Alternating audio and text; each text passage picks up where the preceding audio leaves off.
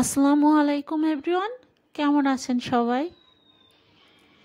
আমার প্রিয় আপুরা, আশা রাখি সবাই সুস্থ আছেন, ভালো আছেন।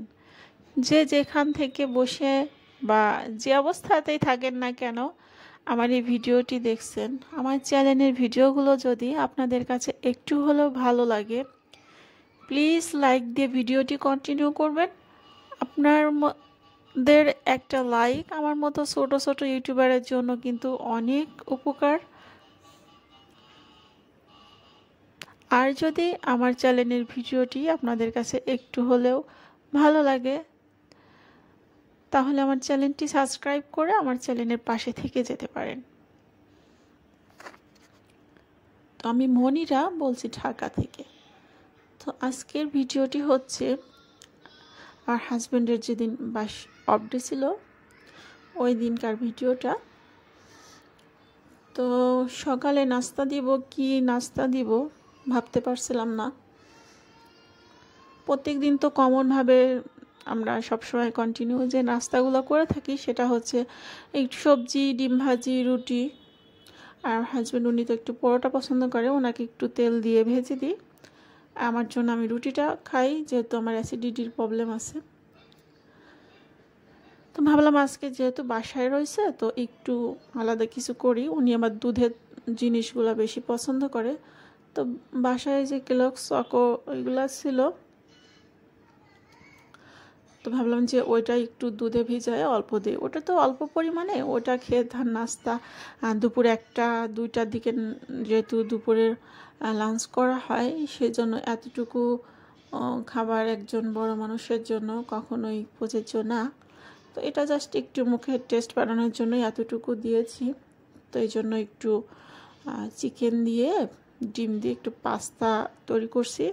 তো ওই পাস্তাটা রান্না করবো, আর এটা হচ্ছে এখন দিয়ে দিচ্ছি খাবারের জন্য। তো বললাম এটা খেয়ে নেন, তারপরে আমি চিকেন আর হচ্ছে পাস্তাটা রেডি করে নিয়ে আসছি।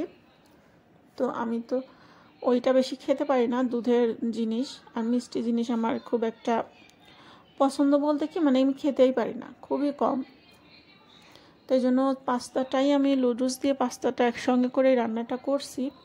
তো ওইটাই একটু খেয়ে নিচ্ছি। আর কফিটাও আমি খাবো না, কফিটা ওনার জন্যই রেডি করছি। তো ওনাকে দিয়ে আমি হচ্ছে এখন দুপুরে রান্নার জন্য প্রিপারেশন নিব। তো যেই কাপে কফিটা দিয়েছি, ওই দিন নিউ মার্কেটে যে 2টো কাপ নিয়ে আসছিলাম, তো একটা ছেলে ভেঙে ফেলছে। হাতের কাছে তো কিছুই রাখা যায় না ওর জন্য। এই যে আমি ভিডিও তৈরি করি, ইচ্ছা করে যে অনেক জিনিসই কিনছি সেগুলো একটু ব্যবহার করব, সুন্দরভাবে ডেকোরেট করব। তো ছেলে হাঁটা শেখার পর থেকে কি বলবো, কোনো কিছু বের করেই সাহস পাই না। সব কিছু শুধু ওই বেসিংয়ের উপরে কি বলবো, মানে জায়গায় হয় না তুলে রাখতে রাখতে। শোকেসে ঢুকায় রাখছি, ওয়ার্ড্রোপে ঢুকায় রাখছি, হাতের নাগালে যেটা পায় দেখা যাচ্ছে নিয়ে একদিকে দৌড় দেয় আর হাত থেকে পড়ে গিয়ে ভেঙে যায়। শখ করে দেখা যাচ্ছে একটা জিনিস কিনলে, শখের জিনিসগুলো ভাঙলে কিন্তু মনটা খুবই খারাপ লাগে। তো এই জন্য স্টিলের জিনিসগুলো একটু কিছুদিন যাবৎ বেশি ব্যবহার করছি।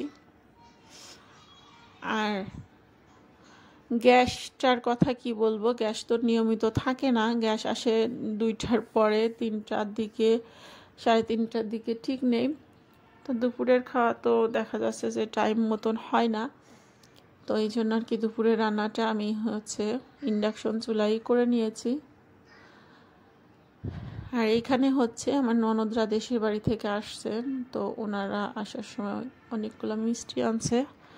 তো যেহেতু গাড়িতে জার্নি করে আসছেন, তো বলতেছিল যে ভাবি মিষ্টিগুলো ফ্রিজে তুলে রাখেন তাহলে ভালো থাকবে। তো এই জন্য আমি বক্সে করে ফ্রিজে তুলে রাখছি। তো ছোট্ট এই ভিডিওটি কেমন লাগছে আপনাদের কাছে অবশ্যই কমেন্টের মাধ্যমে জানাবেন। সবাই সুস্থ থাকবেন।